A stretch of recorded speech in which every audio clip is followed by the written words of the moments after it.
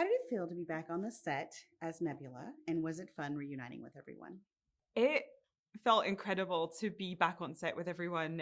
Truly coming together feels like a family being reunited. Um, it's been almost 10 years now that we've been working together, and we've been coming together sporadically over a decade, and those were quite formative years of our lives. And we get to run around as superheroes every so often. It's actually the best gig ever.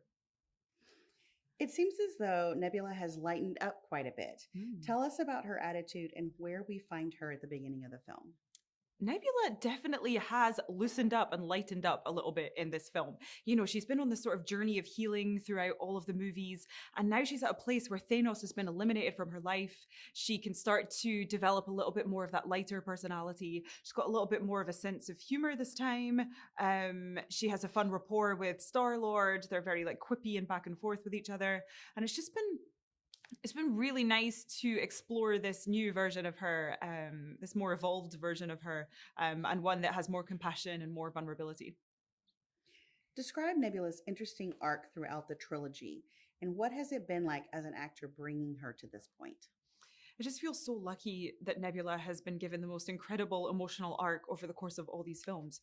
She started off when we met her as like a bitter, tormented, twisted character on the periphery.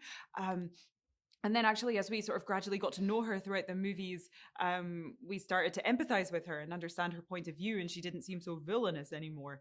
And then we watched her relationship with Gamora kind of develop, and they started to understand each other and gain empathy towards each other.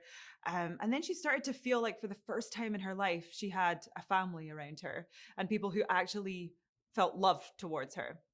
And I think she probably has never experienced that in her entire life and never felt that. And so for her, it's been a journey of learning how to accept that, how to feel worthy of that love. And I think she's finally in a place where she feels that way now. There are amazing practical sets in this film. Can you tell us your favorite and why? There's so many amazing sets on this movie. I think one of my favorites would have to be the sort of like the skin belly like substance. It was all squidgy, and we got to wear like fun space suits, and it was just one of the more unique sets I think I've ever seen. Transforming into Nebula takes a lot of work. Has the makeup process changed in any way throughout the years? It does take a lot of work to get into the whole Nebula getup. The makeup process has definitely evolved over the years. On the first film, it took 5 hours, and I had shaved my head. So it was like they would get all the stubble off of my head first thing and then glue everything to my face and neck. And then we sort of streamlined that over the years. And actually, I was able to keep my hair for this last movie. And so that actually added an hour onto the makeup because we had to wrap the hair. But I was willing to do it because I'm like, I get to have hair. Woohoo! So it's definitely been streamlined, but it's a challenging process, but it's one that I wouldn't trade because I get to play this amazing character with such a cool look, and it really helps me feel like her. You've worked with James Gunn on all three films. What was the experience been like? Working with James is one of the best experiences I've ever had. He's one of my favorite filmmakers in the world, one of my favorite people in the world, which is an amazing combination.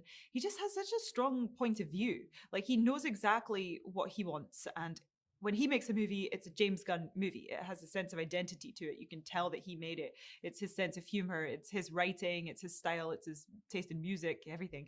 And so you feel like you're in really safe hands because he will tell you if something's not working, and that's really important.